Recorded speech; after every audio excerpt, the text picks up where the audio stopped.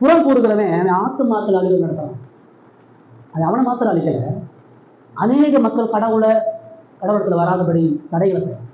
என்னுடைய சேர்க்காதவன் சிகரடிக்கிறான், நீ உன்னை மாத்திரம், நீ மட்டும் எனக்கு எதிரி ஆக்கல, இங்க இருக்கக்கூடிய எல்லா ஜனங்களையும் எனக்கு எதிரி ஆக்கலாம், எல்லா ஜனங்களும் என்னோட ஐக்கியப்படாதபடி அந்த ஜனங்களுடைய ரட்சிப்புக்கு தடைகள்லாம் இருக்கிற அந்த தாவீதின் குமாரன் இவர்தானோ என்று வரும் பொழுது நீ வேலை கொண்டு சொல்லி அவனை திருப்பி அனுப்புற, அவனை பின்னோக்கி பார்க்கிற, உன் தூசணத்தின் மூலமா அவனுடைய ஆத்துமாக்கள் அழிச்சு போடுகிறவனா இருக்க. நம்முடைய ஒவ்வொரு மோசமான வார்த்தையும் சுத்தி உள்ள எல்லாரையும் நம்ம காயப்படுத்தும்.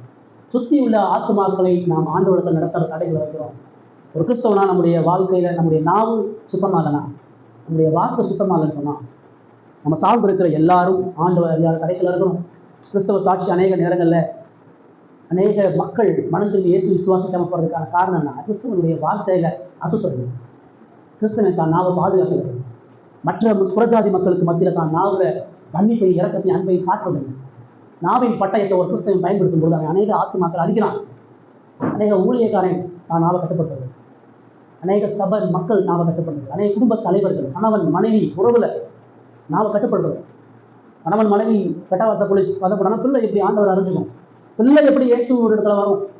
கிறிஸ்தவ குடும்பம் அது தவறான வார்த்தைகளை பயன்படுத்துற குடும்பமா இருக்கணும். மற்றவங்க எப்படி அவன் மூலமா ஆண்டவர் அறிஞ்சுங்க, மற்றவன் கடவுள் இடத்துல வராத தடைக்கல்ல நாம புகுத்துறோம்.